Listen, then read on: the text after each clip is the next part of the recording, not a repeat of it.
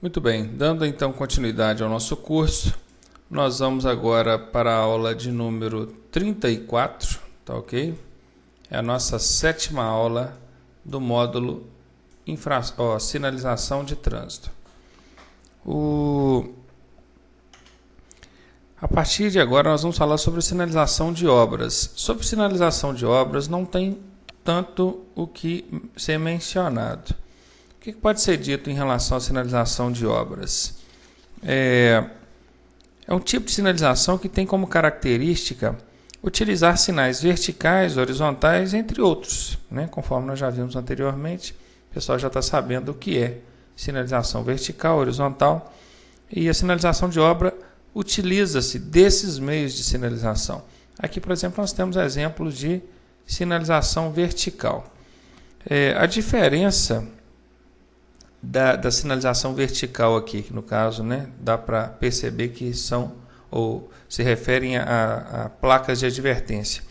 A diferença é a cor. Aqui elas são representadas na cor laranja, um laranja forte, né, diferentemente das placas de advertência convencionais que tem a cor amarelada, ok? Temos também outros tipos de dispositivos, conforme vocês estão vendo aqui, né, dispositivos móveis aqui também, ó, né, demarcando então a área onde está ocorrendo a obra, que é essa área aqui, né? Temos aqui também outros tipos de placas de advertência.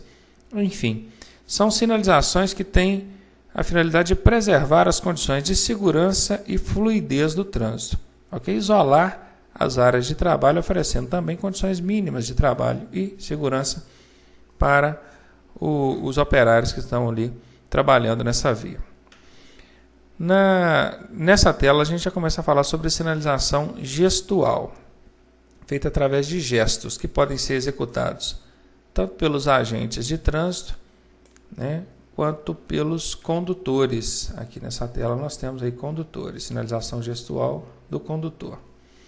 A sinalização gestual executada pelo agente é representada pela sigla GA, gesto do agente, ok?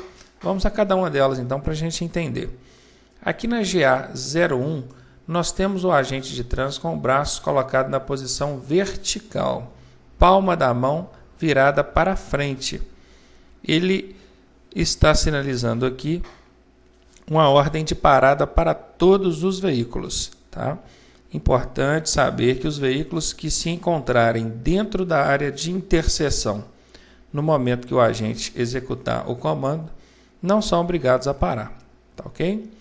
No GA02, assim como no GA03, nós temos o agente de trânsito com o braço na horizontal, posição horizontal. Nesse caso aqui, ele está com os dois braços erguidos em posição horizontal. Nesse caso, ele está apenas com um dos braços, né? Obviamente que não são dois guardas, aqui são duas situações, né, gente? Duas hipóteses, né? Aqui o agente pode estar com o braço levantado na horizontal, tanto nessa posição quanto nesta posição. Qual a sinalização ele está emanando aqui? Ou qual a ordem ele está passando com essa sinalização? Os veículos que vierem em sentido que corte ortogonalmente ou os braços estendidos pelo agente são obrigados a parar. Prestem bem atenção nessa palavra ortogonalmente. Não que eu queira usar um vocabulário difícil ou inapropriado. É porque em prova o termo utilizado para se referenciar a esse tipo de sinalização é exatamente essa palavra, ortogonalmente. Nesse tipo de sinalização, tanto a GA02 ou GA03, os veículos que vierem em sentido que corte ortogonalmente ou os braços estendidos pelo agente são obrigados a parar.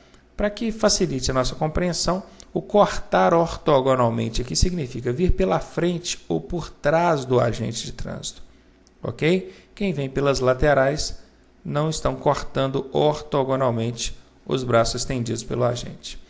Aqui no GA04, nós temos o agente também com o braço na horizontal, fazendo movimento para cima e para baixo, conforme a setinha aqui, ou as setinhas, né, mostram. O agente fazendo movimento para cima e para baixo, ele está sinalizando que você reduza a marcha do veículo ou diminua a velocidade, ok? No GA05, nós temos o agente com a lanterna na mão. O veículo para o qual o agente direcionar a luz da lanterna deve parar para fiscalização, atendendo então a ordem do agente. Tá? E no GA06, nós temos o agente com o braço também na vertical, fazendo movimento para frente e para trás com o braço, indicando então que você deve seguir, prosseguir com a sua viagem, passar, ok? Recapitulando então rapidamente, GA01, ordem de parada para todos os veículos. Quando a ordem for executada em interseções, os veículos que se encontrarem nela não são obrigados a parar. Interseção, cruzamento, tá ok? GA02 e GA03, os veículos que vierem em sentido que corte ortogonalmente o braço estendido pelo agente devem parar. O GA04, braço na horizontal, fazendo movimento para cima e para baixo, ordem de diminuição de velocidade ou marcha. GA05, o veículo para o qual a luz da lanterna for direcionada deve parar, atendendo a ordem do agente. E o GA06, braço na vertical, fazendo movimento para frente e para trás, regulamentando então que você siga, passe. Ok?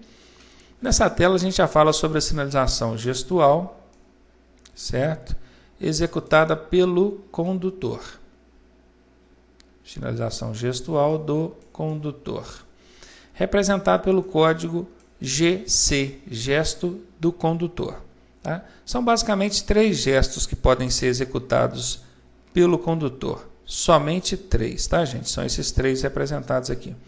No GC01, que é o gesto do condutor 01, observem que o condutor está com o braço na horizontal, colocado para fora, né? E o braço dele está imobilizado, estático.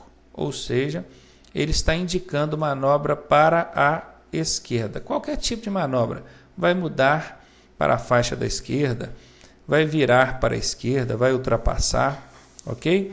É como se ele estivesse dando seta, né? Aqui, ó, que vai realizar a manobra para a esquerda.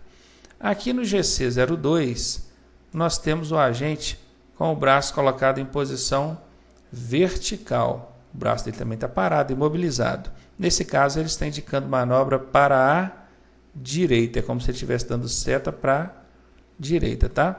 Vai mudar de faixa para a direita, vai virar à direita, realizar qualquer manobra à direita.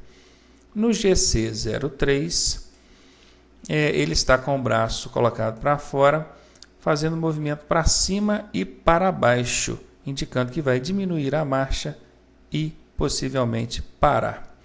Uma dúvida que sempre surge, os meus alunos sempre estão me perguntando, é o seguinte: o sinal de braço, ele substitui a luz da seta ou a luz indicadora de direção, que é a seta?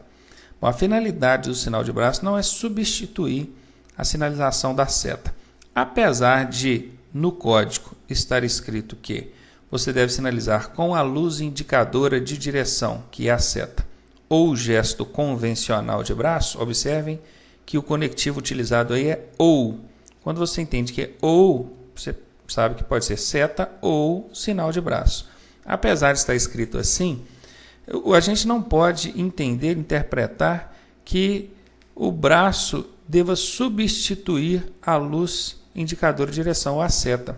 Por quê? Até porque tem gente que vai querer usar isso como subterfúgio para justificar uma luz de seta queimada ou danificada. E nesse caso, não justifica, porque o veículo precisa estar equipado com o dispositivo ou os dispositivos indicadores de direção, que são a seta, e esses equipamentos devem estar em perfeitas condições de uso. Caso isso não esteja acontecendo dessa forma, o veículo pode, inclusive, ser autuado, né? Vai ser multado por isso e retido até a regularização do problema. Então, vejam, não há a hipótese, então, de substituição da seta pelo braço, não. Eu, inclusive, recomendo aos meus alunos que utilizem o braço como uma forma de complementar a sinalização que já foi indicada aí pela seta, ou luz indicadora de direção. Tá? Apesar de sabermos, repetindo então, que o código permite uma ou outra, né, que diz sinalizar com luz indicadora de direção ou gesto convencional de braço. Tá ok? Nessa tela a gente já vai falar sobre a sinalização sonora, mas eu vou fazer um rápido intervalo, nós voltamos já. Um abraço, até daqui a pouco.